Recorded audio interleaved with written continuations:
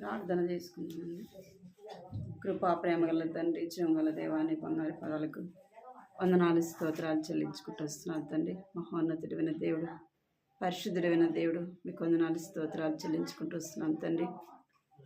ఉదయకాల సమయంలో ప్రభా స్త్రీల కొడుకులు ఇంతవరకు కూడా ప్రభా పాటల ద్వారా మిమ్మల్ని స్తుతించి గణపరచడానికి దేవా మీరు ఇచ్చిన సమయాన్ని బట్టి మీకు వందనాలు చెల్లించుకుంటూ వస్తున్నాను తండ్రి. దేవా ఈ సమయాన్ని జ్ఞాపకం చేసుకోండి. నా యొక్క పరిశుద్ధ లేఖనం ద్వారా మీరు మాట్లాడుతురమ్మని ప్రార్థిస్తున్నాను ప్రభా. నా తండ్రి దేవా మాతో మీరు మాట్లాడండి ప్రభా. నన్ను సహాయించండి తండ్రి.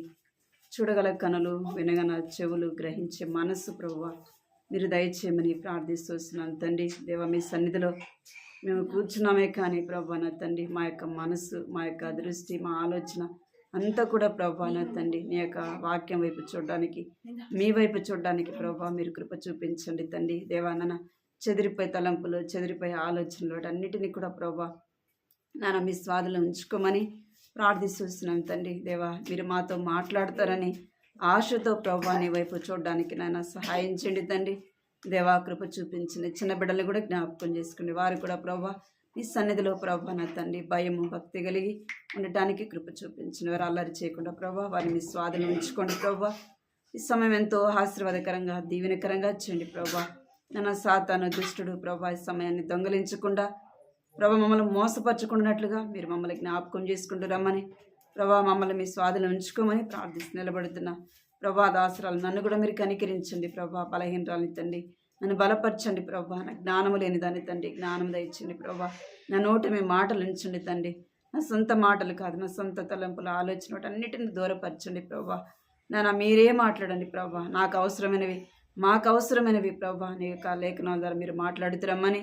అలాగ మేము ఉన్నామో లేదో ప్రభా మమ్మల్ని పరీక్షించుకొని ప్రభా ముందున్న జీవితంలో ప్రభా నీ కొరకు ఎలాగ జీవించాలో నీ లేఖనాల ద్వారా మాట్లాడుతురమ్మని మీకు వందనాలు చెల్లించుకుంటూ సమయాన్ని మీ చేతులకు అప్పగిస్తూ యేసు నామములో ప్రార్థిస్తున్నాం తండ్రి, ఆమేన్. దేవుని వాక్యాన్ని చదువుకున్నాను.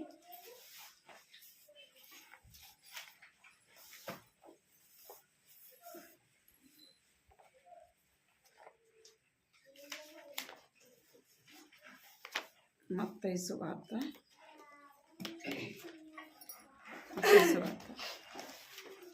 18వ అధ్యాయం 15వ వచనం. బైబిల్ ఉన్న వాళ్ళందరం కూడా ఆ యొక్క భాగాన్ని చదువుదాం. మత్తయి సువార్త 18వ అధ్యాయము 15వ వచనం.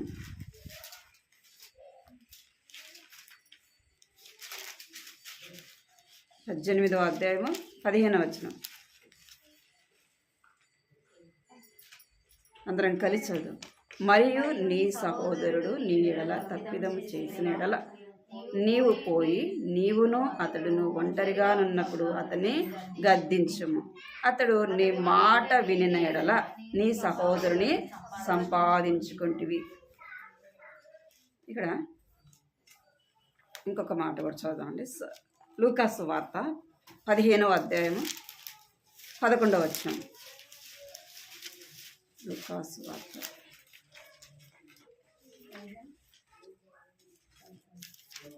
15వ అధ్యాయం 11వ వచనం అందరం చదువు ఆ మాటను.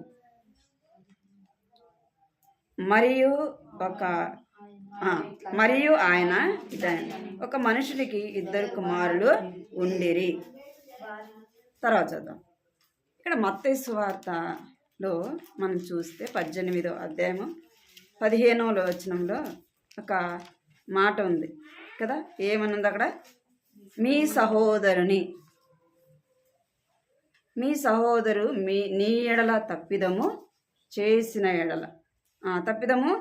ఎడల నీవు పోయి నీవును అతడును ఒంటరిగానున్నప్పుడు అతన్ని గద్దించుము. అతడు నీ మాట వినిన ఎడల నీ సహోదరుని సంపాదించుకుంటివి. సహోదరుడు, సహోదరి కదా. ఇక్కడ మనం సహోదరులు ఉంటాం కాబట్టి సహోదరుల గురించే చూద్దాం. సహోదరులు, ఇప్పుడు సహోదరులు అంటే మనం ఏమనుకుంటామంటే మన రక్త సంబంధులే అనుకుంటాం కదా. ఏమనుకుంటాం? మన రక్త సంబంధులే అనుకుంటాం. బైబిల్లో సహోదరులు ఎవరు అంటే దేవుని నమ్మిన ప్రతి వారు కూడా ఒక తండ్రి కుమారులముగా, ఒక తండ్రి కుమార్తెలముగా మనమందరం కూడా ఎవరము ఒక తల్లి పిల్లలం కదా, ఒక తండ్రి యొక్క పిల్లలం అన్నమాట. మనము ఒకవేళ నేను తప్పు చేసినా, మీరు తప్పు చేసినా నాకెందుకులే, ఆ ఎక్క కదా తప్పు చేసింది, ఎటన్నా పోని అని ఏం చేయకూడదు, వదిలేయకూడదు. ఒకవేళ మీరు ఏదైనా తప్పు చేశాననుకోండి, నేనేం చేయకూడదు, నాకెందుకులే అని నేను కూడా వదిలేయకూడదు. ఏం చేయాలా, నేను తప్పు చేసినా మీరు తప్పు చేసినా ఏం చేయాలా, 10 మందిలో ఉన్నప్పుడు కాదు, కొన్నిసార్లు 10 మందిలో ఉన్నప్పుడు కూడా గద్దించాల్సి వస్తుంది. అర్థమైందా? గుర్తుపెట్టుకోండి. 10 మందిలో మాట్లాడాల్సినవి మాట్లాడాలి, ఒక్కొక్కసారి ఒంటరిగా మాట్లాడాల్సిన సమయం కూడా వస్తుంది. అలాగ గద్దించినప్పుడు వారి గద్దింపును మనం ఏం చేయాలంట, వినాల. వారు గద్దించినప్పుడు ఏం చేయాలంట, వినాలి. వినినప్పుడు నువ్వు చెప్పాలి. నువ్వు ఎలాగ చెప్పాలంటే, వారు ఒంటరిగా ఉన్నప్పుడు, అక్కడ ఉంది కదా, వారు ఒంటరిగా ఉన్నప్పుడు నువ్వేం చేయాలా, వారిని గద్దించాల. గద్దించినప్పుడు ఆ గద్దింపుకు విని వారు నీకు లోబడినప్పుడు నువ్వేం చేస్తావంటే ఆ ఆత్మను సంపాదించుకుంటావు అని అక్కడ లేఖనము చెప్పబడుతుంది. అతన్ని గద్దించినప్పుడు అతడు నీ మాట వినిన ఎడల ఏం చేయాలంట, మనల్ని గద్దించినప్పుడు ఏదైనా మనం పొరపాటు చేసినప్పుడు, తప్పు చేసినప్పుడు వాళ్ళు మనల్ని గద్దించినారనుకోండి, మనం ఏమనకూడదు, నువ్వెవరు నాకు చెప్పేది కదా, నువ్వెవరు నాకు చెప్పేది, నాకు తెలియదా, నువ్వు నన్ను అడుగుతావా, నువ్వు నాకు చెప్తావా, ఆ విధంగా మాట్లాడకూడదు. అర్థమైందా? అది ఎవరైనా చెప్పని, ఒక అక్కగానో, ఒక చెల్లిగానో, ఒక తల్లిగానో, లేదా ఒక అన్నో, లేదా ఒక ఎవరైనా కావచ్చు. మనం తప్పు చేసినప్పుడు ఏం చేస్తారు, మనల్ని చెప్తారు. చెప్పినప్పుడు ఏం చేయాలంటే వారి మాట మనము వినాల, వారి మాట వినాలి. ఆ గద్దింపుకి మనం ఏం చేయాలంటే లోబడాల. బైబిల్ ఏం చెప్తుంది, ఆ గద్దింపుకి లోబడాల. దేవుని బిడలుగా మనల్ని గద్దించే వాళ్ళు చాలామంది ఉంటారు కదా. సంఘంలో మన ఇంట్లో ఒకరు ఇద్దరే ఉంటారు అంతే. సంఘంలో ఎంతమంది ఉంటారు, చాలామంది ఉంటారు. దేవుడు వారిని మనకు అనుగ్రహించినాడు. అర్థమైందా? దేవుడు మన వారికి ఇచ్చినాడు. మన రక్త సంబంధుల కంటే కూడా ఎక్కువ మన మీద బాధ్యత. అర్థమైందా? మన విషయమే బాధపడేవారు, మన విషయమే దుఃఖపడేవారు, మన విషయమే చింతించేవారు ఎవరు చెప్పండి? లోకంలో ఎవరు బాధపడతారు? లోకంలో మన రక్త సంబంధుల కంటే మన తల్లికి పుట్టిన వారి కంటే కూడా ఎక్కువ బాధపడతారు. దేవుని బిడ్డలు ఎక్కువ బాధపడతారు కదా, అనా కదా. సంఘంలో ఏదన్నా రోగం, ఏదన్నా మనకు బాగలేదంటే ఎవరు ఎక్కువ బాధపడేది? సంఘం కదా. ఎంత వరం అందరికి ఉంటుంది ఆ బాధ్యత, ఉండదు. కానీ అక్కడ వాక్యం ఏం చెప్తుందంటే ఆ గద్దింపుకు మనము లోబడాలి, ఆ గద్దింపు మనము వినాలి అని చెప్పబడుతుంది. మనం కొన్ని మాటలు చూద్దాం. ఇక్కడ లూకా సువార్తలో మనము చదువుతూ వచ్చినాం. ఎంతమంది ఉన్నారంట? 2 కుమారులు ఉన్నారు. ఈ 2 కుమారులు ఏం చేస్తున్నారంటే, తండ్రి ఆ యొక్క కుమారులు ఏం చేస్తున్నాడు, గద్దిస్తున్నాడు, శిక్షిస్తున్నాడు కదా, ప్రేమిస్తున్నాడు. తండ్రి ఏం చేస్తాడు, పిల్లల్ని ఎప్పుడూ ఒకటే రీతిగా ప్రేమించడు.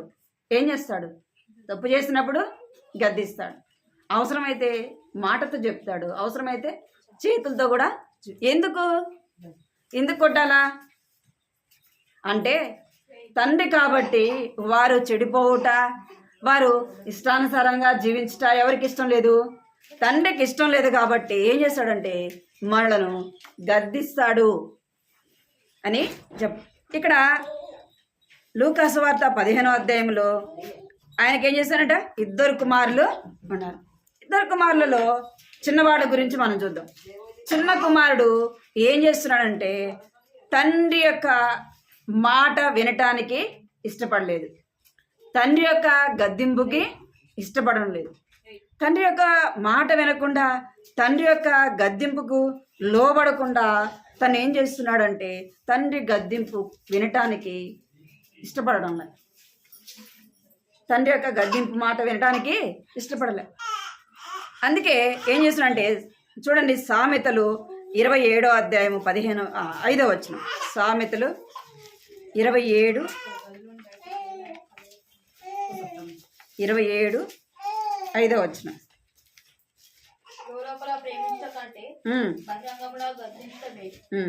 ఏమంట?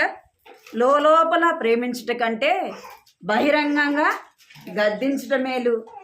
తప్పు చేసినప్పుడు వారిని లోపలేమో కోపం ఉంటుంది కదా, పైకి ఏం చూపిస్తారు? ప్రేమ చూపించినట్టుగా నటిస్తారు.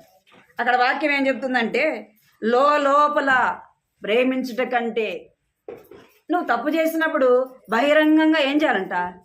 గద్దించము అని చెప్తున్నాడు. మనం దేనికి ఇష్టపడతామంటే ప్రేమించినప్పుడు ఇష్టపడతాం కదా. ఏదైనా గద్దించినారనుకో, మీరు ఎందుకు అది చేస్తున్నారు, అట్లా ఎందుకు చేస్తున్నారని అంటే ఒప్పుకుంటామా? ఒప్పుకోం కదా. వాళ్ళు ఏంది నాకు చెప్పేది, వాళ్ళు ఏంది నన్ను గద్దించేది అంట. ఇక్కడ ఏం చెప్పబడుతుందంటే లోపల ప్రేమించుట కంటే బహిరంగంగా గద్దించుట మేలు. మన గద్దింపు అవసరం, శిక్ష అవసరము. గద్దింపు లేకపోతే మనం ఏం చేస్తామంటే విచ్చలవిడిగా తిరుగుతాం, విచ్చలవిడిగా మాట్లాడతాం, విచ్చలవిడిగా నడుచుకుంటాం. మన మాటలకు కానీ మన ప్రవర్తనకు కానీ ఏ దానికి కూడా ఏముండదు, హద్దు అనేది ఉండదు. అందుకే మనకి ఏం అవసరం అంట? గద్దింపు అవసరము. లోపల ప్రేమించుట కంటే బహిరంగంగా గద్దించుట మేలు. గద్దింపు నీకు నాకు అవసరము. ఎందుకు అంటే మన తప్పిపోకుండా ఉండడానికి, లోకములో పాపములో పడిపోకుండా ఉండడానికి మనకేం అవసరము? గద్దింపు అవసరం. గద్దింపు అవసరం. గద్దింపును మనం ఏం చేయకూడదంట? అసహించుకోకూడదు. ఏం చేయకూడదు? గద్దింపుని అసహించుకోకూడదు. సామెతలు 3వ అధ్యాయం 11వ వచనం చూడండి. సామెతలు 3:11. బెన్సీ సైలెంట్గా ఉండాలి.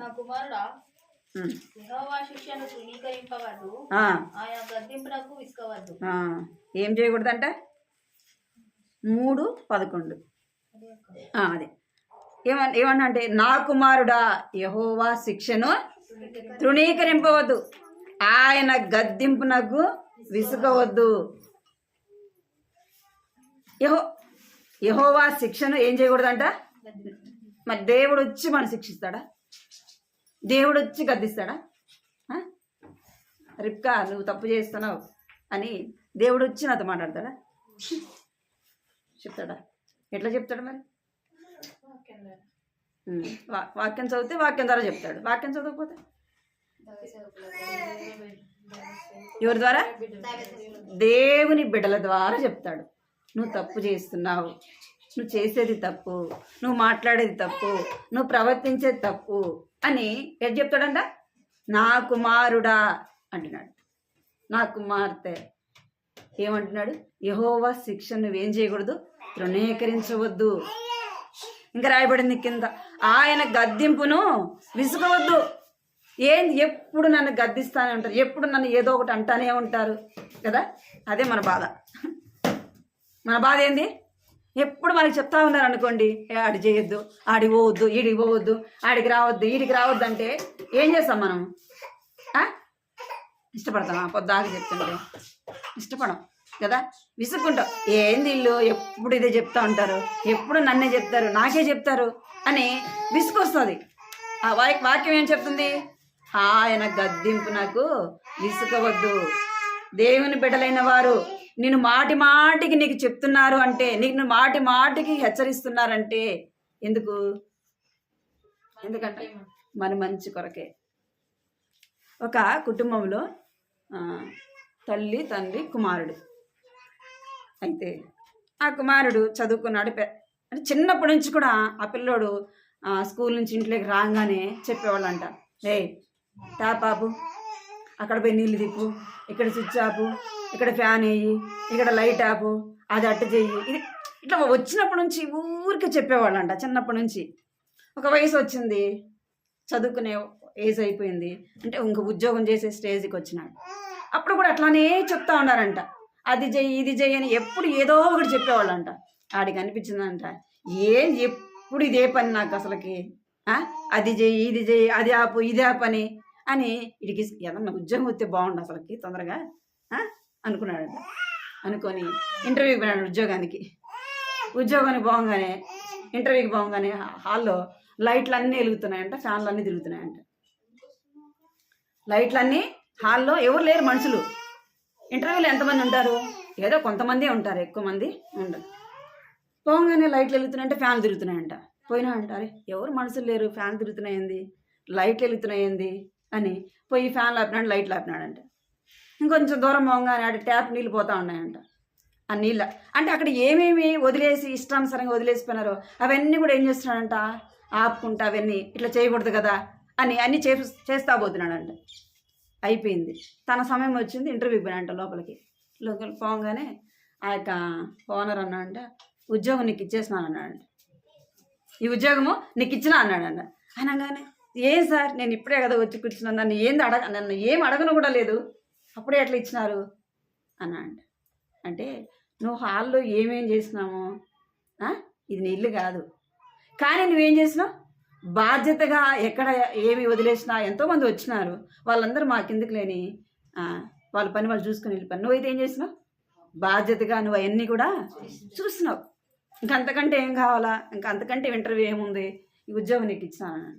అప్పుడు ఇంటికి రాగానే తల్లిదండ్రులకు క్షమాపణ అడిగినాడంట. ఎందుకురా అంటే, మీరు చిన్నప్పటి నుంచి నాకు ఇవన్నీ నేర్పించడం ద్వారా నేను అక్కడ చేయంగానే నాకేం చేసినారు, జాబ్ ఇచ్చినారు. అంటే అవన్నీ తనకు విసుగ్గానే ఉంది కదా. ప్రతిసారి మనము పొద్దాక మనకి చెప్తున్నారు అనుకోండి, ఏం చేస్తాం, విసుగ్గుంటాం. ఎందుకు దేవుడు చెప్తాడు అంటే, మనము తప్పిపోవడం ఆయనకి ఇష్టం లేదు. మనం తప్పిపోవడం, మనం ఇష్టానుసారంగా జీవించడం ఎవరికి ఇష్టం లేదు, దేవునికి ఇష్టం లేదు. దేవుని బిడ్డలు కూడా ఇష్టం ఉండదు. మీరు అనుకోవచ్చు, ఎవరికి, మనకు కుటుంబంలో తల్లిదండ్రులైన వారు మీ పిల్లల విషయమే మీకు ఎంత బాధ్యత ఉంటుందో, సంఘంలో బాధ్యత ఎవరికి ఉంటుంది, సేవకుడికి ఉంటుంది, పెద్దలకు ఉంటుంది, ఉండదా? మీ కుటుంబ విషయం మీకెంత బాధ్యత, మీ విషయమే మాకంత బాధ్యత. మీ పిల్లల విషయం మీరు దేవునికి లెక్కట చెప్పాలనో, మీ విషయం మేము దేవునికి లెక్కట చెప్పాలి. ఎవరైనా కావచ్చు సేవకులు. అందుకే మీకు చెప్తారు, అర్థమైందా? ఏం చేయకూడదంట, నా కుమారుడా యెహోవా శిక్షను తృణీకరింపవద్దు, ఆయన గద్దింపును విసుక్కోకూడదు. ఎప్పుడు కూడా నన్ను ఎందుకంటారు అని విసుక్కోకూడదు. ఏదైనా చెప్పినప్పుడు మనం ఏం చేయకూడదంటే, విసుక్కోకుండా దేవుని మాటను నా మంచి కోసం, నేను తప్పు చేసినాను కాబట్టి నాకు చెప్పినారు, నేను తప్పు చేయకూడదు అని ఏం చేయాలా, సరి చేసుకునే వారముగా ఉండాలా. చూడండి, సామెతలు 12వ అధ్యాయం 1వ వచనం, 12:1. శిక్షను ప్రేమించువాడు జ్ఞానమును ప్రేమించువాడు, గద్దింపును అసహించుకునేవాడు పశుప్రాయుడు. చాలు. ఏమంట, శిక్షను ప్రేమించువాడు జ్ఞానమును. శిక్షను ప్రేమించేవాడు ఎలాంటి వాడంట, జ్ఞానము గలవాడు. అర్థమైందా? జ్ఞానము గలవాడు ఏం చేస్తాడు, శిక్షించినప్పుడు నా మంచి కొరకే కదా వాళ్ళు చెప్పింది అని ఆలోచిస్తాడు. వాళ్ళు గద్దించినప్పుడు ఆ గద్దింపుని విషయమే బాధపడ్డు, దుఃఖపడాడు. అర్థమైందా మీకు? జ్ఞానం గలవాడైతే. జ్ఞానం లేని వాడు ఏం చేస్తాడు, నన్ను అంటారా అని ఏం చేస్తాడు, మందిరంలే ఏమిరే ఏం చేస్తాం, ఆడ అయిపోగానే ఇంట్లో వచ్చుకుంటాం. ఇంకా మళ్ళమ్మా ఏం చేయాలా? అర్థమైందా మీకు? ఎప్పుడు కూడా దేవుని మందిరంలో దేవుని బిడ్డలు మనల్ని ఏదైనా అన్నప్పుడు ఏం చేయాలంటే జ్ఞానముతో ఆలోచించాలి. జ్ఞానం లేకుండా కాదు. ఎలాగంట, జ్ఞానముతో ఆలోచించాలి. దేవుని బిడ్డలు నా మంచి కొరకే కదా చెప్తున్నారు. అలాగ మనం లోబడినప్పుడు మన పిల్లలు ఏం చేస్తారు, అదే విధంగా ఉంటారు. ఎవరైనా పెద్దవాళ్ళు ఏదైనా అన్నప్పుడు ఏం చేస్తారు, మనం ఎలాగైతే ఆ గద్దింపును అంగీకరిస్తామో మన పిల్లలు కూడా ఏం చేస్తారు, ఆ గద్దింపును అలాగే అంగీకరిస్తారు. మనం ఏదైనా తిరగబడి మాట్లాడి వ్యతిరేకంగా ఉంటే మన పిల్లలు కూడా అదే దారిలో నడుస్తారు. ఏదైనా అంటే నువ్వెవడన్నా అన్ననే దానికి, మా అమ్మ మా నాన్న అనలా, అన్ని పిల్లలు లేరా ఈ రోజుల్లో? లేరా? ఎవరి తప్పు? మనది. అందుకే మనము గద్దింపును వినాలా, లోబడాలా. హెబ్రీ రాసిన పత్రిక చూడండి 12వ అధ్యాయం 6వ వచనం చూడండి. హెబ్రీ 12:6. నా కుమారుడా, ప్రభు చేయ శిక్షను ధృవీకరించకుము. ఆయన నిన్ను గద్దించినప్పుడు విసుకకుము. ప్రభు తాను ప్రేమించే వారిని శిక్షించి తాను స్వీకరించు ప్రతి కుమారుని దండించును అని కుమారులతో సంభాషించినట్లు నీతో సంభాషించు ఆయన హెచ్చరికను మరిచితిరి. అర్థమైందా మీకు? ఇప్పుడు ఆయన ఏం చేస్తాడంట? తండ్రి ప్రేమించే కుమారునే గద్దిస్తాడు. అర్థమైందా మీకు? మన పిల్లలు మనము పదే పదే ఎవరిని గద్దిస్తాము అంటే మనం ఎవరినైతే ప్రేమిస్తామో వారినే గద్దిస్తాం. అర్థమైందా? వారినే గద్దిస్తాం. ఎందుకు? వారి విషయమే ప్రేమ అలాంటిది. అర్థమైంది మీకు? వారి విషయమే మనకున్న ప్రేమ. గద్దించకపోతే ఆడ చెడిపోతాడు. గద్దించకపోతే ఎక్కడ నా మాట వినకుండా పోతాడు, ఎక్కడ నా మాట వినకుండా లోక స్నేహం చేస్తాడేమో అని అది గుర్తెరిగి ఏం చేస్తారు? గద్దిస్తారు. రే అటు పోవద్దు, రే వాళ్ళతో మాట్లాడద్దు కదా, రే అది చేయొద్దు. ఎందుకు? పదే పదే చెప్తుంటారు. అర్థమైందా? పదే పదే చెప్తా ఉంటారు. ఎవరంటే తండ్రి ప్రేమించే కుమారుడు. ఏమంటాడా? గద్దిస్తాడంట, శిక్ష కూడా వేస్తాడు. అంటే చెప్తాడు, వినకపోతే ఒకటేస్తాడు. మనకు కూడా అంతే. మనకు కూడా చెప్తా ఉంటాడు. మనం వినకుండా అట్టే నడుచుకుంటా అన్నాం అనుకో, ఏమవుతుంది? ఒకటి వేస్తాడు. దాని ద్వారా ఏమొస్తుంది? మనకి బుద్ధి వస్తుంది. అర్థమైందా? శిక్ష పడేంత వరకు మనం పోకూడదు. శిక్ష పడేంత వరకు మనము వెళ్ళకూడదు. గద్దింపుకే లోబడాల, గద్దింపుకే భయపడాల, గద్దింపుకే మాట వినాల. శిక్ష పడినాక బాధపడకూడదు. అర్థమైందా? శిక్ష పడినాక, శిక్ష అంటే ఏ శిక్ష పడుతుందో ఎట్టేస్తాడో ఎవరికి తెలుసు? చేయించుతాడో, కాలించుతాడో, ఎట్టించుతాడో. చాలామంది అదే చెప్తారు. దేవునికి నేను మాట వినలేదు, ఏం చేసినాడు? కాలించాడు. దేవుని మాట వినలేదు, నన్ను చనిపోయేంత వరకు తీసుకుపోయి నన్ను ఏం చేసినాడు? మరణం కాడికి తీసుకెళ్ళి నన్ను రక్షించినాడు. దేవుడు నన్ను ఇట్టు గద్దించినాడు, దేవుని నన్ను ఇట్టు శిక్షించినాడు అని చెప్తారు. అదే ఒక ఆయన బాగా తాగుతాడు. ఆయన సాక్ష్యం చెప్పినాడు,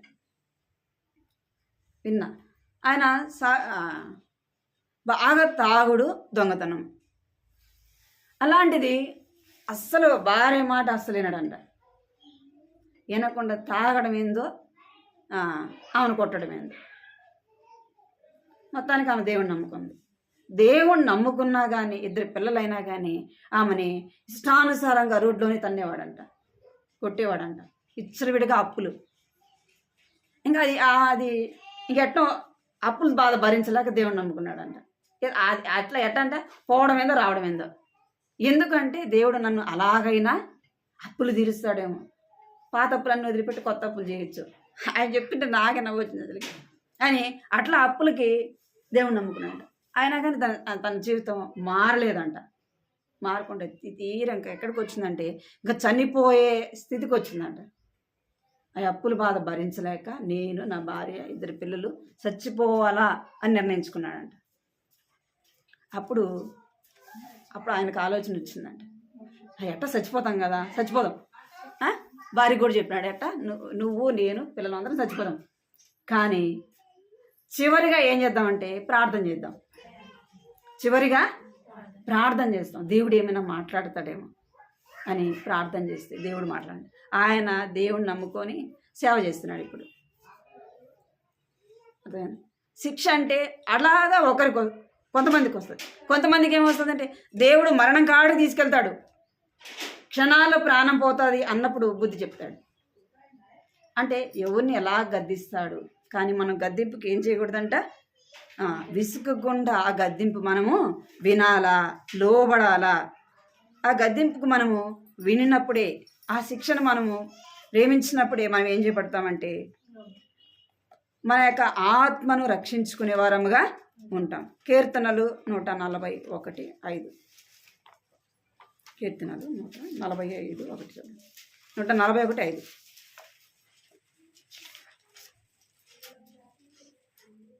నీతిమంతులు నన్ను కొట్టుట నాకు ఉపకారము, వారు నన్ను గద్దించుట నాకు తైలాభిషేకము. చాలు. ఏమంట? నీతిమంతులు నన్ను కొట్టుట నాకు ఉపకారము, వారు నన్ను గద్దించుట తైలాభిషేకము. నీతిమంతులు కొట్టుట ఏమంట? ఉపకారం అంట. ఏం ఉపకారము? మన లోకంలో పాపములో పడిపోకుండా ఆ యొక్క దెబ్బ మనల్ని ఏం చేస్తుంది? నిత్య నరకానికి పోకుండా ఏం చేస్తుందంట? ఆపుతాడు. అది ఉపకారం. వాళ్ళు నన్ను గద్దించుట తైలాభిషేకం, నా తల మీద తైలాభిషేకం పోస్తే అంటే అభిషేకింపబడిన వారికి ఎంత ఘనత, అర్థమైందా? అలాంటి ఘనత అంట వారు గద్దించుట. మనల్ని గద్దించిన దేవుని బిడ్డలైన వారు, మనం పిల్లల్ని గద్దించిన మనం ఏం చేయకూడదు? విసుక్కోకూడదు, బాధపడకూడదు. అర్థమైందా మీకు? మనం విసుక్కోకూడదు, మనం బాధపడకూడదు. మన పిల్లల్ని ఒకవేళ వాళ్ళు సరైన మార్గంలో వారు నడవకపోతే, వారు మన మాట వినకపోతే దేవుని బిడ్డలైన వారు ఏం చేస్తారు?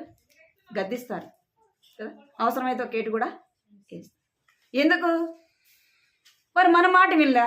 అలాగైనా దేవుని మాట, దేవుని బిడ్డల ద్వారా అయినా దేవుని మాట వింటారు. దేవుని యొక్క గద్దింపుకు మనం ఏం చేయాలంట? లోబడే వారముగా ఉండాలా. 2 కొరింథీ 7:9. త్వరగా తీయాలి. 2 కొరింథీ 7:9. మీరు దుఃఖపడుతురని సంతోషించలేదు కానీ మీరు దుఃఖపడి మారు మనసు పొందితురని ఇప్పుడు సంతోషించుతున్నారు. ఏలయనగా ఏ విషయంలోనైనా మా వలన మీరు నష్టం పొందకుండుటకై దైవ చిత్తానుసారంగా దుఃఖపడుతుంది. చాలు. ఇక్కడ అపోస్తుడైన కొరింథీ సంఘానికి చెప్తున్నాడు, మేము గద్దిస్తున్నామని కదా, మేము శిక్షిస్తున్నామని మీకు చెప్తున్నామని మీరేం చేయకూడదు? దుఃఖపడవద్దు. ఆ దుఃఖము ఏం చేస్తుందంట? మీకు ఆ దుఃఖము మారు మనసు కలగ చేస్తుంది. వారు గద్దించిన గద్దింపు, వారు శిక్షించిన శిక్ష ఏం కలగజేస్తుందంట? మారు మనసు కలగ చేస్తుంది. ఫస్ట్ది ఏం చేయాలి? మనము గద్దింపునకు విసుకవద్దు.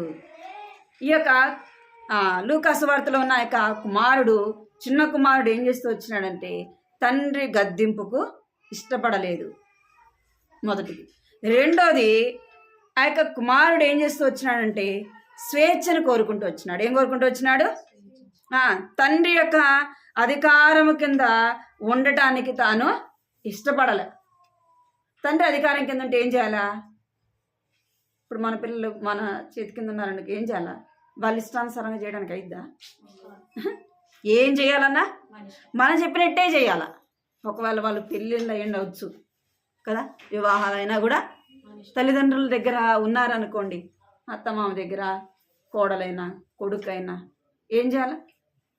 బయటికి పోవాలన్నా ఏం చెప్పాలా? తల్లిదండ్రులకి చెప్పాలి. ఎక్కడికి వెళ్ళాలన్నా సంపాదన నీదై ఉండొచ్చు, నువ్వు ఎంతనా చేయొచ్చు, కానీ ఏం చేయాలా? తల్లిదండ్రులకి లోబడాలి. నీ స్వేచ్ఛగా నువ్వు పోవడానికి రావడానికి ఉండదు. అర్థమైందా? ఈ యొక్క కుమారుడు ఏం చేస్తూ వచ్చినాడంటే తాను అధికారం కింద ఉండటానికి ఇష్టపడలే. అధికారం కింద ఇష్టపడకుండా తను ఏం చేస్తూ వచ్చినంటే తన ఇష్టానుసారంగా వెళ్ళిపోతూ వచ్చినాడు.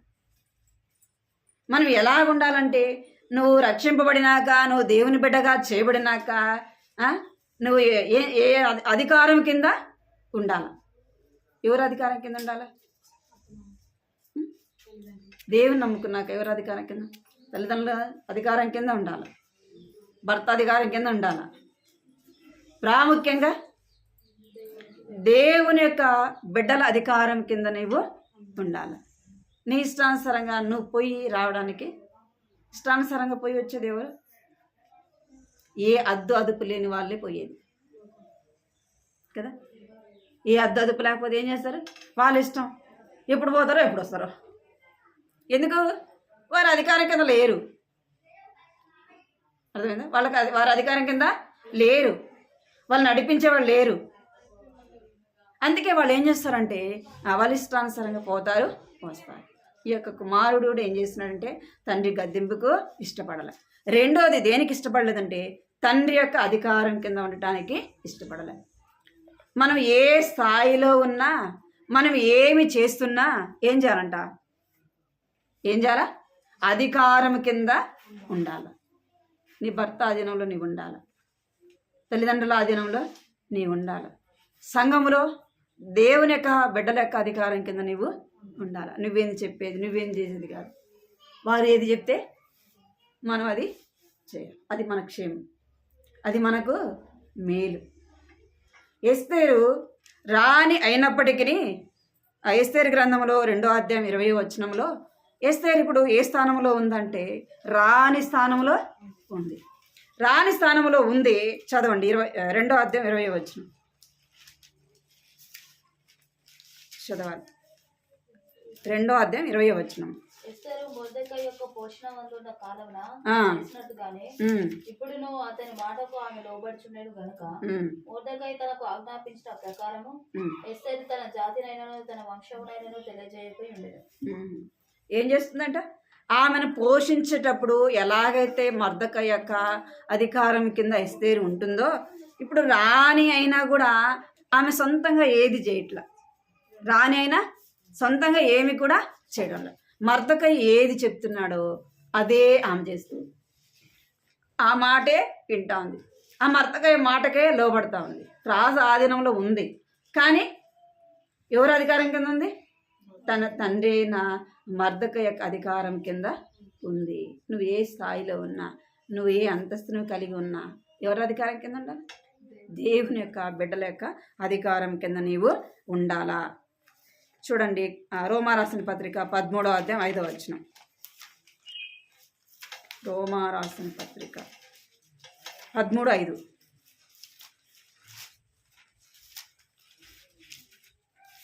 కాబట్టి ఆగ్రహ భయమును బట్టి మాత్రము కాక మనసాక్షిని బట్టి లోబడి ఉండుట ఆవశ్యకం.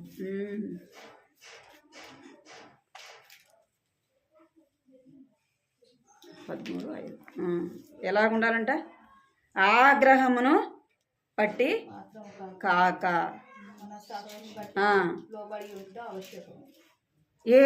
ఏదో కఠినంగా కాదు. ఎలాగుంట? మన మనస్సాక్షిని బట్టి మనం ఏం చేయాలంట? వారి యొక్క అధికారం కింద ఉండాలి. సంఘము యొక్క అధికారం కింద మనము ఉండాలి. సంఘము అనగా ఎవరంట? మనం. మన తల ఎవరు? దేవుడు. అంటే తల ఆధీనంలో శరీరం అంతా ఉండాలి కదా. తల చెప్పినంతే ఏది వినాలా? మన శరీరము వినాలి. అలాగే మనము ఎవరి అధికారం కింద ఉండాలంటే దేవుని యొక్క పిల్లల అధికారం కింద ఉండాలి. ఎందుకంటే దేవుడు వారిని మనకు అధికారులుగా ఇచ్చాడు. ఒక తల్లిగా, ఒక తండ్రిగా మనము వారిని భావించి ఏం చేయాలంట? వారి యొక్క అధికారం కింద ఉండాలి. వారి యొక్క మాట మనము వినేవారముగా ఉండాలా. మూడోది, తప్పిపోయిన యొక్క కుమారుడు. చూద్దాం, లూకాసు వార్త 16వ అధ్యాయం 25వ వచనం. అందుకు అబ్రహాము, కుమారుడా, నీవు నీ జీవితకాలం నీకు ఇష్టమైనట్టు సుఖము అనుభవించితివి, అలాగుననే లాజరు కష్టము అనుభవించడానికి జ్ఞాపకం చేసుకును. ఇప్పుడైతే వాడు ఇక్కడ నెమ్మది పొందుచున్నాడు, నీవు యాతన పడుచున్నావు.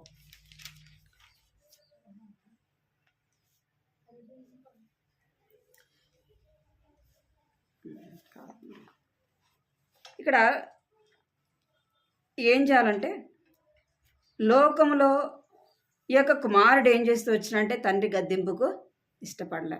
తను ఏం చేస్తూ వచ్చినాడు? తండ్రి యొక్క అధికారం కింద ఉండటానికి ఇష్టపడ. మూడోది, తను ఏం కోరుకుంటూ వచ్చినాడంటే స్వేచ్ఛను కోరుకుంటూ వచ్చినాడు. ఏం కోరుకున్నాడు? స్వేచ్ఛను. అంటే నాకు ఎవరు చెప్పకూడదు, నేను అడిగిందే నాకు కావాలి, నేను చేయాలనుకున్నదే చేయాలి, అది స్వేచ్ఛ. అట్లా స్వేచ్ఛను తాను కోరుకుంటూ వచ్చినాడు. మనం అనేక సార్లు స్వేచ్ఛను కోరుకుంటాం కదా.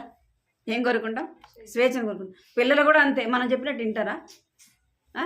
వాళ్ళ ఇష్టానుసారంగా పోవాలా రావాలనుకుంటా. మనం ఎంతసేపు చేయి బట్టి నడిపిస్తున్నాం అనుకో, నడుస్తారా?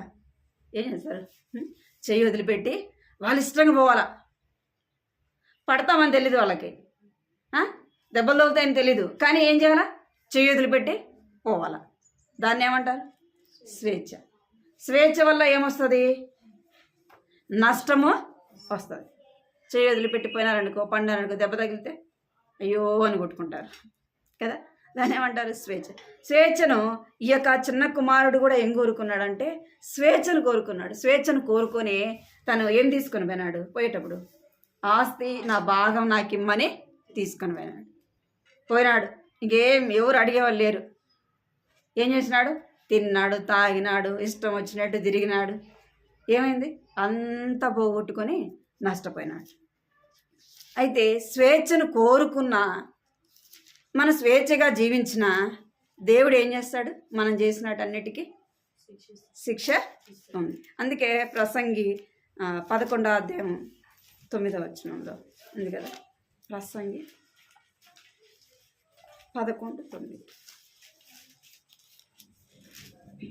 యవనుడా, నీ యవనమందు సంతోషపడుము, నీ యవన కాలమందు నీ హృదయం సంతృష్టిగా ఉండనివ్వు, నీ కోరిక చొప్పునను నీ దృష్టి యొక్క ఇష్టము చొప్పునను ప్రవర్తింపుము. అయితే వీటన్నిటిని బట్టి దేవుడు నిన్ను తీర్పులోనికి తెచ్చుకొనని జ్ఞాపకం ఉంచుకొను. చాలు. ఏం చేస్తాడంట? స్వేచ్ఛగా పో, తిను, తాగు, సంతోషించు, నీ ఇష్టం, నువ్వు ఎట్టన్నా తిరిగిరా. కానీ ఏముందంట? నీ ఇష్టం చొప్పున, నీ కోరిక చొప్పున ఒక దినాన్ని ఏముంది? తీర్పు ఉంది. నువ్వు అనుకోవచ్చు, ఇప్పుడు నేను స్వేచ్ఛగా పోతున్నా, ఇప్పుడు నన్ను ఎవరు అడిగేవాళ్ళు లేరు, నేనేం చేసినా అడిగేవాళ్ళు లేరు, నేను తిన్నా, నేను తాగినా, నేను తిరిగినా, నన్ను ఎవరు అడిగేవాళ్ళు లేరు. ఇప్పుడు అదే కదా. యవ్వన పిల్లలు ఏం కోరుకుంటారు? స్వేచ్ఛ కోరుకుంటారు. తల్లిదండ్రుల అధికారం కింద ఉండరు. ఇష్టానుసారంగా తిని తాగి అన్నీ అయిపోయినాక బాధపడతారు. అయితే దేవుని బిడ్డగా ఏం కోరుకోకూడదు? మనం స్వేచ్ఛను కోరుకోకూడదు. దేవుడు స్వేచ్ఛగానే ఉంచినాడు కదా. దాసులమైన మనలను ఏం చేస్తూ వచ్చినాడు? ఆయన స్వతంత్రులుగా చేసినాడు కదా. దాసులు మనం ఒకప్పుడు. అలాంటి వారికి దేవుడు ఏమిచ్చాడు? స్వేచ్ఛను ఇచ్చినాడు. కానీ మన స్వేచ్ఛ ఎలాగుండాలంటే మన సొంతంగా ఉండకూడదు. ఏదైనా సరే మనకంటూ ఒక కుటుంబం ఉంది, మనకంటూ ఎవరున్నారు? మనం నడిపించేవారు ఉన్నారు, మనల్ని గద్దించేవారు ఉన్నారు కదా, మనకు నేర్పించేవారు ఉన్నారు. వారి అధికారం కింద మనము ఉండాలా. స్వేచ్ఛను కోరుకోకూడదు. ఇక ఎవరంటే సంసోను ఏం కోరుకున్నాడు? స్వేచ్ఛను కోరుకున్నాడు. సంసోను ఎలాంటి వాడంటే దేవునికి నాజీరు చేయబడినవాడు, దేవుని కొరకై ప్రత్యేకింపబడినవాడు సంసోను. సంసోను ఎలాంటి వాడు? సంసోను పుట్టక మునిపే సంసోను గురించి దేవుడు చెప్పినాడు. చూడండి, సంసోను గురించి దేవుడు ముందే చెప్పినాడు. తల్లిదండ్రులైన వారికి, ఇశ్రాయేలు ప్రజలైన వారిని విడిపించాలా. సంసోను ఎలాగుండాలంట? అపవిత్రమైనది ఏది తినకూడదు, తాగకూడదు, తల వెంట్రుకలు ఏం చేయకూడదంట, కత్తిరించకూడదు. అంటే అంత ప్రత్యేకమైన వాడు ఏమైపోయినాడు? స్వేచ్ఛను కోరుకున్నాడు. స్వేచ్ఛను కోరుకున్నాడు. ఇంకా ఫిలిస్తీన్లు ఉన్న అమ్మాయిని ఏం చేసినాడంట? ఇష్టపడినాడంట. చూడండి, న్యాయాధిపతులు ఆ మాట ఉంటారు. న్యాయాధిపతులు 14వ అధ్యాయం 3వ వచనం.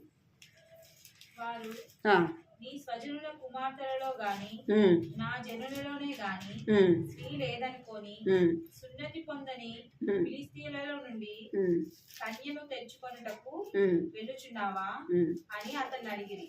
అందుకు సంసోను, ఆమె నాకు ఇష్టమైనది కనుక ఆమెను నా కొరకు తెప్పించమని తన తండ్రితో చెప్పాను. చాలు. ఏమన్నాడు? ఆమె నాకు ఇష్టమైంది, మీరు నా కోసము తెప్పించాలి. ఇప్పుడు ఏం చేయాలా? సచ్చినట్టు వినాలా? తల్లిదండ్రులు ఎవరు ఏం చేయాలా? ఇప్పుడు సంసోన్ వింటాడా తల్లిదండ్రులు ఇలా అనాలా? ఇప్పుడు సంసోన్ వినే స్టేజ్ దాటిపోయింది. సంసోను వినే స్టేజ్ దాటిపోయింది. ఎందుకంటే యవనస్తుడు, యవన కాలంలో ఉన్నాడు. ఇప్పుడు తల్లిదండ్రులు చెప్తే వినడు. అందుకే మన పిల్లల్ని ఏం చేయాలంటే, యవనస్తులు అయినాక నేనేం చేయలేం. యవనస్తులు ఒక వయసు వచ్చినాక నీవు ఏం చేయలేవు, ఎవరు ఏం చేయలేం. తల్లిదండ్రులు ఎవరు ఏం చేయలేరు. వాళ్ళు చెప్పినట్టు మనం వినాలి. వాళ్ళు కూర్చోమంటే మనం కూర్చోవాలి, వాళ్ళు లేయమంటే మనం లేయాలి. అర్థం దేవక్క? ఏం చేయాలి? వయసుకు వచ్చినాక అప్పుడు వింటారులే, అప్పుడు నేర్చుకుంటారులే, అప్పుడు నేర్పిద్దాంలే అన్నావు అనుకో, అప్పుడు నువ్వు నేర్చుకోవాలా. అప్పుడు నీకు నేర్పిస్తారు వాళ్ళు. సంసోను ప్రత్యేకింపబడిన వాడు అయినప్పటికీ, దైవికంగా పెంచినప్పటికీ ఒక వయసు రాగానే ఏమైపోయినాడు? ఫిలిస్తీన్ల అమ్మాయే నాకు కావాలా, నాకు ఇష్టమైంది ఆ అమ్మాయిని మీరు తెప్పించండి. స్వేచ్ఛ ఎక్కడ దాకా పోయింది అంటే తనకు ప్రాణం మీదకి వచ్చింది. ఏం చేసినారు? 2 కళ్ళు పీకేసినారు సంసోన్. 2 కళ్ళు పీకేసినారు, 2 స్తంభాలు కట్టేసినారు. ఇంక సావే. అర్థమైందా? స్వేచ్ఛ ఎక్కడ దాకా తీసుకెళ్ళింది? సావు కాడికి తీసుకెళ్ళింది. చచ్చిపోయినాడు. అర్థమైంది? ఎంతో బలవంతుడు సంసోను. దేనివల్ల అంత శిక్ష? స్వేచ్ఛను కోరుకున్నాడు. మనం అనుకుని ఉండొచ్చు, గద్దింపుకు వెళ్ళలేదేమో, అధికారం కిందకి రాలేదేమో కదా. ఏం కోరుకున్నాడు? స్వేచ్ఛను కోరుకున్నాడు. తన ప్రాణాన్ని చచ్చిపోయినాడు సంసోన్ కదా. అంత బలవంతుడు. స్వేచ్ఛను మనం కోరుకుంటే ఆత్మీయంగా నష్టపోతాం మనం. శరీరకంగా కాదు, శరీరకంగా ఏం కాదు. ఏమైపోతుంది? ఆత్మీయంగా నేను నష్టపోతాం. మనము ఏం కోరుకోవాలంటే స్వేచ్ఛను ఎప్పుడు కూడా కోరుకోకూడదు. అర్థమైందా? 4 చూద్దాం. లూకాసు వార్త 15వ అధ్యాయం.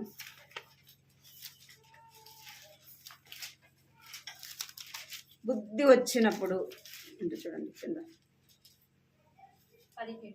చదవండి. అయితే బుద్ధి వచ్చినప్పుడు వాడు నా తండ్రి యొద్ద ఎంతో మంది కూలివాళ్లకు అన్నము సమృద్ధిగా ఉన్నది, నేనైతే ఇక్కడ ఆకలికి చచ్చిపోవచ్చున్నాను. ఏమొచ్చిందట? బుద్ధి వచ్చింది. అంత అయిపోయినాక బుద్ధి వచ్చి ఏం లాభం? అంత అయిపోయినాక బుద్ధి వస్తే ఏం లాభం? వయసు అంతా అయిపోయింది, అంత సమయం అంతా అయిపోయింది. ఇంకా రేపు మాపు సత్యమన్నప్పుడు నేను చేసిందంత తప్పు అంటే ఏం ప్రయోజనం? అప్పుడు ఏమన్నా బాధపడి ప్రయోజనం ఉంటుందా? ప్రయోజనము ఉండదు. ఎప్పుడు బుద్ధి వచ్చిందంటే తండ్రి ఇంటికాడి నుంచి పోయినాక, డబ్బంతా పోగొట్టుకున్నాక, తినడానికి తిండి లేదు కదా, ఉండటానికి నీడ లేదు, కాళ్ళకి చెప్పులు లేవు, బట్టలు లేవు, ఏమి లేకపోయినా కడుపు నుండి తిండన్నా ఉండాలా, అది కూడా లేదు. ఎప్పుడు వచ్చింది బుద్ధి? అన్నీ పోయినాక వచ్చింది బుద్ధి, పోయినాక వచ్చింది. ఇప్పుడు నేను కుమారుని అనిపించుకోవడానికి కూడా యోగ్యుడను కాను. ఇప్పుడు వచ్చిందంట, లాస్ట్లో వచ్చింది బుద్ధి. చూడండి సామెతలు 5వ అధ్యాయం 12వ వచనం. సామెతలు 5:12. అయ్యో ఉపదేశము నేను ఎట్లు తోసివేస్తుని, నా హృదయము గద్దింపు నేను ఎట్లు ధృవీకరించను. ఏమంటున్నాడు?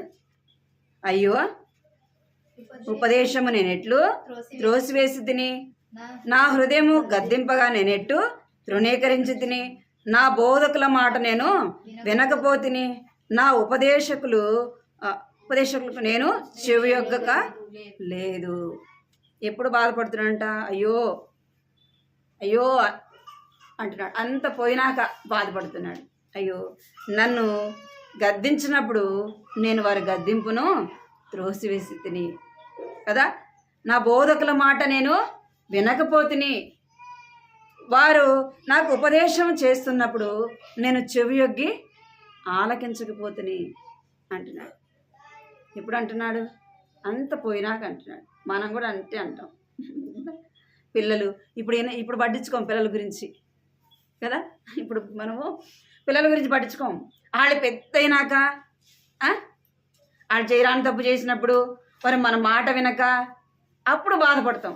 అయ్యో నాకు చెప్పినారు, నా పిల్లల్ని నేనేం చేయలేకపోయినా, అదుపు చేయలేకపోయినా, నా పిల్లల్ని సరైన దారిలో నడిపించుకోలేకపోయినా అని అప్పుడు బాధపడతాం. అయ్యో చెప్పినారు ఆయన నేనేం చేయలే, వినలే అని అప్పుడు మనం ఏం చేస్తామంట, బాధపడతాము. అప్పుడు బాధపడే ప్రయోజనం ఏముంది? 6వ అధ్యాయం 20వ వచనం, అదే అధ్యాయం సామెతలే 6వ అధ్యాయం 20వ వచనం. నా కుమారుడా, నీ తండ్రి ఆజ్ఞను గైకొనుము, నీ తల్లి ఉపదేశమును త్రోసివేయకుము. చాలు. ఏమంట? నా కుమారుడా, నీ తండ్రి ఆజ్ఞను గైకొనుము, నీ తల్లి యొక్క ఉపదేశమును త్రోసివేయకుము. తల్లి ఎవరు? తండ్రి ఎవరు? దేవుని వాక్యం మనకు చెప్పేవారు. దేవుడు ఏ స్థానంలో ఉంచిన వారిని మనకు తల్లి స్థానంలో, తండ్రి స్థానంలో మనకు వారిని ఉంచాడు. వారి మాట మనము వినాలా, వారికి లోబడాలా. వారు మనకు చెడు చెప్పరు కదా, చెడు చెప్తారా? చెడు చెప్పరు కదా, మన మేలు కోరే చెప్తారు. అందుకే ఏం చేయాలంట, నీ తండ్రి యొక్క ఆజ్ఞను గైకొనుము, నీ తల్లి యొక్క ఉపదేశమును త్రోసివేయకుము అంటాడు. అదే 1వ అధ్యాయం 25వ వచనంలో కూడా, నేను చెప్పిన బోధ ఏమియు మీరు వినక త్రోసివేసితిరి, నేను గద్దింపగా లోబడక పోతిరి. మనము అంత అయిపోయినాక బాధపడకూడదు. మనమైనా మన పిల్లల విషయమైనా ఏం చేయకూడదు. మనం అంత అయిపోయినాక బాధపడితే ఏ ప్రయోజనం? మనమైనా సరే, మన ఆత్మీయ జీవితమైనా సరే, మన అంత వయసు అంతా అయిపోయినాక ఇంకా నేను నష్టపోయాను, నేను పోగొట్టుకున్నాను అని అప్పుడు బాధపడడం వల్ల ఏ ప్రయోజనము ఉండదు. అలాగే ఎవరు బాధపడతారంటే గద్దింపు విననివారు, గద్దింపును విననివారు, ఇంకా అధికారం కింద ఉండని వారు. వాళ్ళేంది నాకు చెప్పేది, వాళ్ళేంది నాకు చేసేది అంటే, వాళ్ళు చెప్పింది మనం వినకపోతే వాళ్ళని ఏం చేస్తామంటే మనము తృణీకరించే వారముగా ఉంటాం. స్వేచ్ఛను కోరుకుంటాం. ఏం నాకు తెలీదా నేను చేసేది, వాళ్ళు ఏంది నాకు చెప్పేది, నాకు అన్నీ తెలియదు, దాన్ని ఏమంటారు? స్వేచ్ఛ అంటారు. తల్లిదండ్రులు ప్రతిదీ చెప్తారు. వాళ్ళు యవనస్తులుగా ఉన్న పిల్లలు తల్లిదండ్రులు లేని వారు ఏం చెప్తారు? ప్రతిదీ కూడా చెప్తారు. ఎందుకంటే వాళ్ళు అనుభవించినారు కాబట్టి చెప్తారు. అరే నేను నష్టపోయాను రా, ఏం చెప్తారు? తల్లిదండ్రులైన వారు నష్టపోయి ఉంటారు. లేదా బిజినెస్ వాళ్ళు, లేదా తాగుడు వాళ్ళు, ఏ దాని వల్ల వాళ్ళ ఏజ్ అంతా అయిపోయింది, నష్టపోయి ఉంటారు. పిల్లలు యవనస్తులుగా ఉన్నప్పుడు ఏం చెప్తారు వాళ్ళకి? రే నేను నా తల్లిదండ్రుల మాట వినక నేను ఈ స్థితిలో ఉండాలా, నేను పాడైపోయాను రా కదా, మీరైనా నా మాట వినండి, నా స్థితిలో మీరు ఉండొద్దు అని చెప్తారు. అనా కదా, మీరు నా స్థితిలో ఉండొద్దు అని చెప్తారు. ఎందుకు అంటే వారు నష్టపోయినారు, వారు తిరిగి దాన్ని తెచ్చుకోలేరు, తిరిగి వారు పోగొట్టుకున్నది వాళ్ళు తెచ్చుకోలేరు. ఆ స్థాయిలో ఉన్న వారికి చెప్తారు, రే అది చెయ్యొద్దు, ఆ విధంగా నడుచుకోవద్దు, నువ్వు అలాగే నష్టపోతావు, నాలాగా నువ్వు బాధపడతావు అని చెప్తారు. నేను తెరిసా విలియం కూడా చెప్తా, మీరు బాగా చదువుకుంటేనే, చదువు లేదనుకో సమాజంలో ఏముండదు, విలువ ఉండదు. ఒకవేళ మేము సేవకులం కాబట్టి దేవుడు మమ్మల్ని పిలిచాడు, మేము ఈ స్థాయిలో ఉన్నాం. ఒకవేళ మీరు చదువుకోకపోతే ఏం పని చేస్తారు? అన్నీ ఉన్నప్పుడు ఏం చేయాలి? మీరు చదువుకోవాలి కదా. దేవుడు అన్నీ ఇచ్చినప్పుడు ఏం చేయాలి? ఆ సమయాన్ని దేవుడు ఇచ్చిన దాన్ని మనం ఏం చేయాలా? సద్వినియోగపరచుకోవాలి. కొంతమందికి చదువుకోవాలన్నా చదివించేవాళ్ళు ఉండరు కదా, చదువుకోవాలన్నా ఆశ ఉన్నా చదివించేవాళ్ళు ఉండరు. తినాలన్నా ఏముండదు, తిన్నుండదు. తిన్నోళ్ళకి ఏముంటుంది, అన్ని ఉన్నోళ్ళకి ఏముంటుంది, లెక్క చేయదు. అంటే దాని ఆ స్థాయికి వచ్చినాక నువ్వు బాధపడేదానికంటే కూడా సమయం ఉన్నప్పుడే మనం గుర్తించాలి. సమయం ఉన్నప్పుడే గుర్తించాలి. జ్ఞానము గల వారు అవన్నీ ఏం చేస్తారు? గుర్తిస్తాడు. ఈ తప్పిపోయిన కుమారుడికి ఎప్పుడు వచ్చిందంట బుద్ధి అంటే, అన్నీ పోగొట్టుకున్నాక నష్టపోయినాక బుద్ధి వచ్చి తండ్రి దగ్గరికి వచ్చినాడు. మనము అన్నీ నష్టపోయినాక బుద్ధి వచ్చటం వల్ల ఏ ప్రయోజనము ఉండదు. అది తెలియకపోతే అది వేరు, తెలియకపోతే అది వేరు. ఇప్పుడు మనం యవ్వన వయసులో ఉన్నాం, చిన్నప్పుడే ఒకవేళ దేవుని గురించి తెలిసింటే ఏం చేస్తాం? చిన్నప్పటి నుంచి దైవికంగా నడుచుకుంటాం. లేదు మనకు చిన్నప్పుడు తెలియదు, యవ్వన వయసులో దేవుణ్ణి నమ్మినాము, తెలిసినప్పుడు ఎలా జీవించాలా? జ్ఞానం కలిగి జీవించాలి. లేదా వృద్ధాప్యంలో మనకు దేవుడి గురించి తెలిసింది, అప్పుడు ఏం చేస్తాం? అరే నేను యవ్వన వయసులో ఉన్నప్పుడు దేవుని గురించి తెలిసింటే ఎంత బాగుండు కదా, నేను చిన్న వయసులోనే సండే స్కూల్కి వెళ్తే ఎంత బాగుండు అనుకుంటాం. అనుకోమా? ఇప్పుడు మీకు అనిపిదా? మీ పిల్లలు సండే స్కూల్లో పాటలు పాడుతా స్టోరీలు వింటా ఉంటే అప్పుడు ఏమనిపిస్తుంది? అరే చిన్నప్పుడు నాకు కూడా నేను తెలుసుకుంటే ఎంత బాగుండు. మీకు అనిపిస్తుందా? అనిపిస్తుందా? వస్తుందా ఆ స్థాయి? వెళ్తామా చిన్నపిల్లల కాడికి? వెళ్ళలే. మన పిల్లలు ఎంత ధన్యులు అన్నా కదా. మనం ఆ వయసులో దేవుణ్ణి నమ్ముకోలేదు, మన పిల్లలు చిన్నప్పటి నుంచే దేవుని మాట, వారు ఎంత ధన్యులు. వారు చిన్నప్పటి నుంచి దేవుని తెలుసుకుంటున్నారు కాబట్టి రోజు రోజుకి వాళ్ళకి ఏముండాలా? దైవికమైన జ్ఞానము ఉండాలి.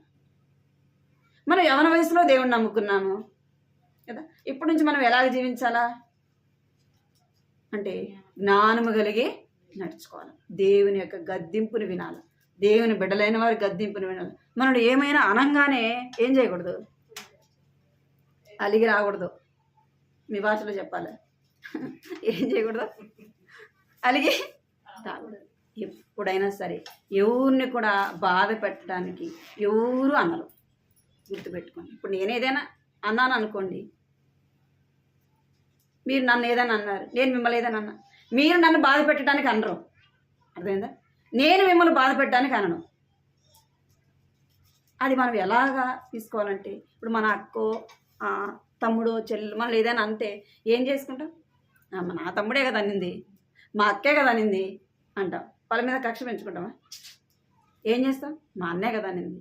అన్నదమ్ములు అక్క చెల్లెలు ఎంత కొట్టుకున్నా ఏం చేస్తారు? పలుకోరా? ఎవరైనా వస్తే ఏమేస్తాం? అంటాం. మా అత్త వాళ్ళు 5 మంది,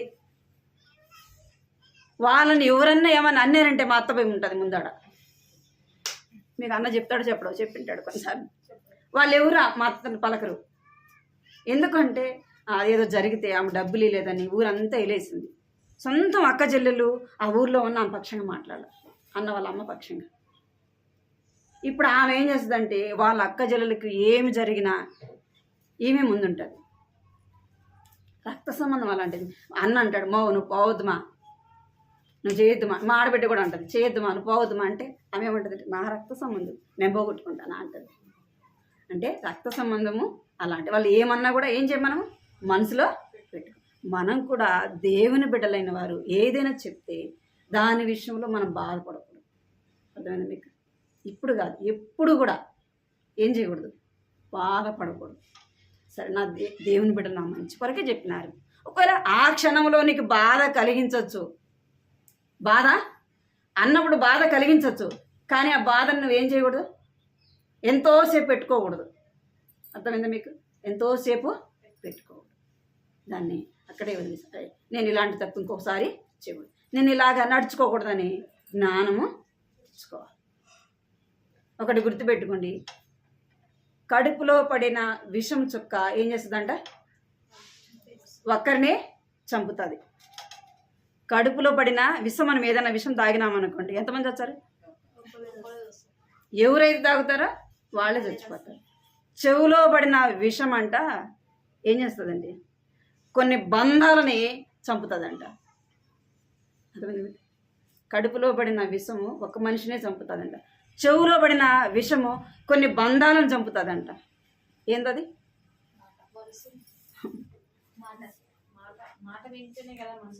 ఏం చేస్తారు? అందరి గురించి చెప్తారు. అవన్నీ ఎక్కడ పోతాయి? లోపలికి పోతాయి, చెవులోకి పోతాయి. అవి పట్టుకొని మనం సాధిస్తూ ఉంటాం. ఏమవుతుంది దాని ద్వారా? ఏమైపోతుంది? వేరైపోతాం. కొన్ని కుటుంబాలు ఒకరికొకరు సంబంధం లేకుండా పోతుంది. అర్థమైంది మీకు? దేవుని బిడ్డలుగా దేవుని వాక్యాన్ని చదవాలా, గ్రహించాలా, ఏది మంచి ఏది చెడు, దేవుని వాక్యం ఏం చెప్తుంది అని మనము గ్రహించాలా.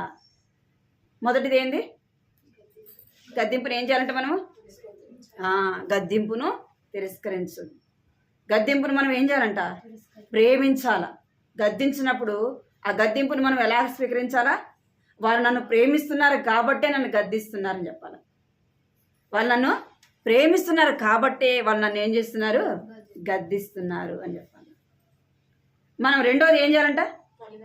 అధికారం కింద ఉండాల. అంటే కుటుంబంలో తల్లిదండ్రులు, భర్త, పెద్దలైన వారికి ఏం చేయాలా? వారు అధికారం కింద ఉండాలి. సంఘములో దేవుని యొక్క బిడ్డల అధికారం కింద ఉండాలి. మూడోది స్వేచ్ఛ. నాకు అన్నీ తెలుసు, నేను అన్ని చేయగలను అని స్వేచ్ఛను కోరుకోవద్దు.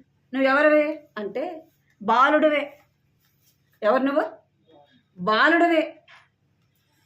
దేవుని వాక్యము నీకు అంతా తెలిసుంటే నేను చేసేది తప్పు, నేను చేసేది కరెక్టు అని నీకు తెలుస్తుంది.